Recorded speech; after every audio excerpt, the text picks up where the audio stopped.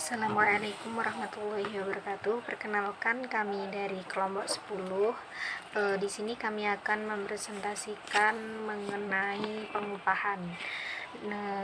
Kelompok kami terdiri dari 3 orang. Yang pertama saya sendiri selaku moderator Aifatul Jannah NIM 0712. Kemudian rekan saya Yuli Fatmawati dengan NIM 018 dan kemudian Tika Okvianti NIM 019. Pertama di sini yang akan memaparkan materi yaitu urutannya saya, kemudian Mbak Yuli Fatmawati, kemudian Mbak Tika Okvianti. Baik, di sini saya akan menjelaskan mengenai teori pengupahan, di mana teori pengupahan di sini dibagi menjadi dua, yaitu teori pengupahan menurut Karl Marx dan yang kedua teori pengupahan neoklasik. Yang pertama, teori pengupahan menurut Karl Marx yaitu pengupahan mengenai teori nilai dan pertentangan kelas. Yang kedua berdasarkan pada teori pertambahan marginal suatu produk. Kemudian di sini sistem pengupahan menurut Karl Marx dibagi menjadi 3. Yang pertama yaitu kebutuhan konsumsi setiap orang berbeda, maka dari itu jumlahnya sama dan upah dari setiap orang itu sama.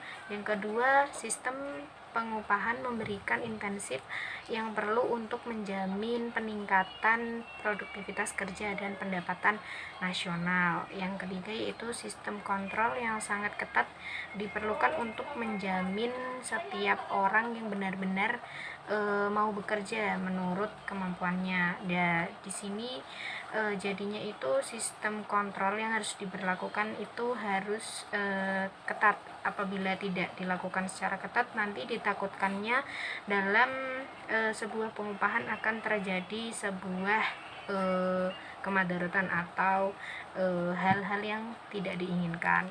Yang kedua, teori pengupahan menurut neoklasik, yaitu karyawan memperoleh upah senilai dengan pertambahan hasil marginalnya, di mana di sini upah berfungsi sebagai imbalan atas usaha kerja yang diberikan seseorang tersebut terhadap pengusaha. Kemudian menurut teori neoklasik di sini menganggap bahwa upah cukup fleksibel di pasar tenaga kerja sehingga permintaan tenaga kerja selalu seimbang dengan penawaran tenaga kerja dan tidak ada kemungkinan timbulnya pengangguran. Kemudian pada inti dari teori neoklasik ini yaitu pada tingkat pengupahan real, semua orang yang bersedia untuk bekerja pada tingkat upah tersebut maka akan memperoleh pekerjaan, dan secara garis besarnya jadi dikatakan tidak ada pengangguran di dalam teori neoklasik. Dan selanjutnya akan dilanjutkan oleh Baik, selanjutnya saya akan menjelaskan mengenai struktur dan skala upah. Struktur dan skala upah adalah susunan tingkat upah dari yang terendah sampai dengan yang tertinggi, begitupun sebaliknya, dari yang terkecil sampai dengan yang terbesar untuk setiap golongan jabatan. Undang-Undang Nomor 11 Tahun 2020 tentang Cipta Kerja atau UU tahun 2020 menyebutkan struktur dan skala upah dimaksudkan antara lain untuk yang pertama, mewujudkan upah yang berkeadilan, yang kedua, mendorong peningkatan produktivitas di perusahaan, yang ketiga, meningkatkan kesejahteraan pekerja, keempat, menjamin kepastian upah, dan yang kelima, mengurangi kesenjangan antara upah terendah dan tertinggi. Kemudian sesuai dengan pengalaman penyusunan struktur dan skala upah, tahapannya adalah yang pertama, analisa jabatan merupakan proses memperoleh dan mengelola data jabatan menjadi informasi jabatan yang dituangkan dalam bentuk uraian jabatan. Yang kedua, ada evaluasi jabatan, merupakan proses menilai, membandingkan, dan meringkat jabatan. Yang ketiga, menentukan struktur dan skala upah, dilakukan oleh pengusaha berdasarkan kemampuan perusahaan dan harus memperhatikan upah minimum yang berlaku. Yang keempat, pemberitahuan struktur dan skala upah. Pengusaha menjelaskan penyusunan struktur dan skala upah yang akan digunakan sebagai pedoman untuk penetapan upah di perusahaan. Yang kelima, peninjauan struktur dan skala upah. Struktur dan skala upah dapat disesuaikan oleh pengusaha dengan melakukan peninjauan dari struktur dan skala upah sebelumnya. Sistem pengupahan dan komponen upah.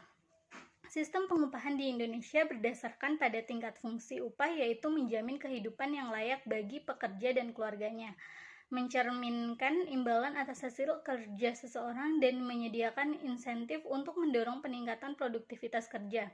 Sistem pembayaran upah ini sangat penting dalam soal upah mengupah, karena dengan sistem ini akan memperjelas kedua belah pihak mengenai waktu upah itu diberikan.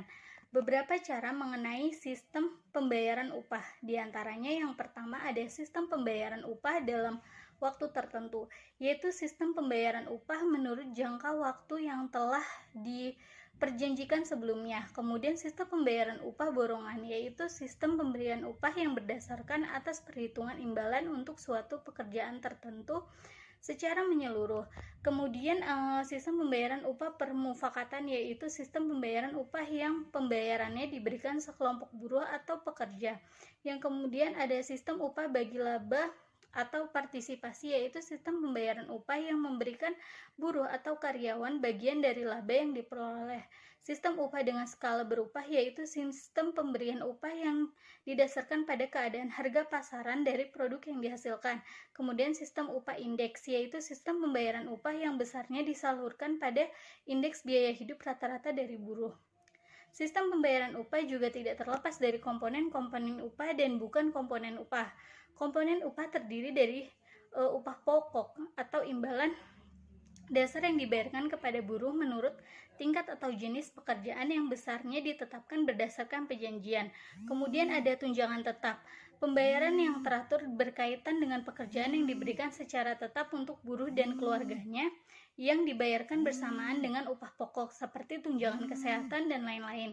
Kemudian ada tunjangan tidak tetap, suatu pembayaran yang secara langsung atau tidak langsung berkaitan dengan buruh dan diberikan secara tidak tetap bagi buruh dan keluarganya, serta dibayarkan tidak bersamaan dengan pembayaran upah pokok seperti tunjangan transport diberikan berdasarkan kehadirannya. Baik, di sini saya akan menjelaskan yang selanjutnya, yaitu mengenai yang bukan termasuk komponen dari upah, yaitu yang pertama ada fasilitas, di mana fasilitas ini merupakan kenikmatan dalam bentuk nyata atau nyecer karena hal-hal yang bersifat khusus atau untuk meningkatkan kesejahteraan buruh, seperti adanya fasilitas ibadah yang dimana telah diterapkan pada perusahaan-perusahaan besar. Selanjutnya adanya bonus, di mana bonus ini merupakan sesuatu yang diterima atau pembayaran yang diterima buruh atau karyawan dari hasil keuntungan perusahaan atau karena buruh atau karyawan tersebut berprestasi karena melebihi target produksi yang biasanya normal. Oleh karena itu dia bisa memiliki peningkatan produktivitasnya dalam melakukan target produksinya. Kemudian selanjutnya itu mengenai tunjangan hari raya, gratifikasi, dan juga pembagian keuntungan lainnya.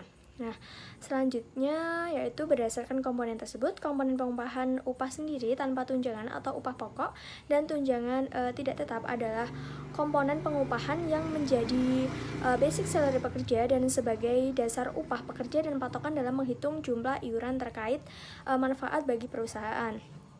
Nah, komponen upah minimum yang terjadi dari upah pokok dan tunjangan ini merupakan pemecahan dari upah dan telah diatur pada Undang-Undang Nomor 13 Tahun 2003, yaitu tentang ketenaga kerjaan, yaitu paling sedikit 75% untuk upah pokok dan maksimal 20%.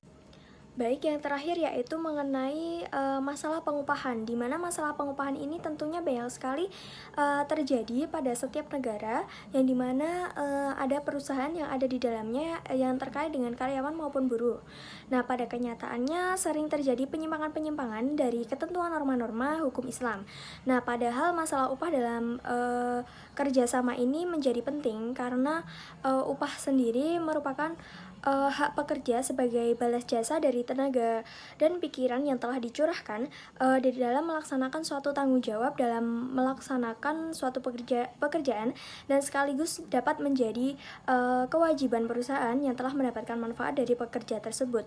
Jadi di sini harusnya saling menguntungkan. Nah, ada beberapa prinsip muamalah yang diatur hukum Islam berkaitan dengan masalah ijaroh atau pengupahan, yaitu yang pertama ada prinsip tolong-menolong yang dijelaskan pada Al-Quran surat Al-Zukhruf ayat 32, dan yang selanjutnya yaitu prinsip kelayakan atau patut yang dijelaskan pada surat Al-Baqarah ayat 233, dan yang ketiga yaitu prinsip kepastian atau jelas yang diriwayatkan pada hadis Abu Hurairah radhiyallahu anh, dan selanjutnya yang terakhir yaitu ada prinsip manfaat di dalam hadis Nabi Muhammad SAW. Baik, kami cukupkan presentasi dari kelompok 10. Apabila terdapat kekeliruan dalam perkataan maupun perbuatan, kami memohon maaf. Kurang lebihnya, terima kasih. Wassalamualaikum warahmatullahi wabarakatuh.